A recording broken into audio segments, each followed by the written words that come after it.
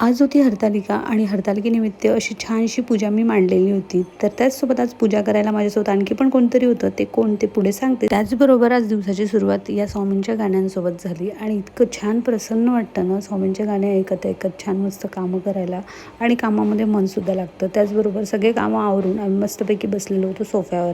आता इकडे तुम्हाला आईसुद्धा दिसत आहे कारण आता डिलिव्हरीची डेट जवळ येत आहे. सो म्हणून आई पण आलेली होती कालच्या दिवसाला आणि कालचा व्लॉग मी शूट केला नाही कारण माझ्याकडे वेळच नव्हता तेवढा. सो त्यामुळे तो स्किप झाला. आणि कालच्या दिवसाला आईने येताना पपईसुद्धा आणलेली होती. तर मग तीच पपई आता इथे गौरव कट करतोय. असं म्हणतात की पपई खाल्ल्याने कॉन्ट्रॅक्शन जरा लवकर येतं.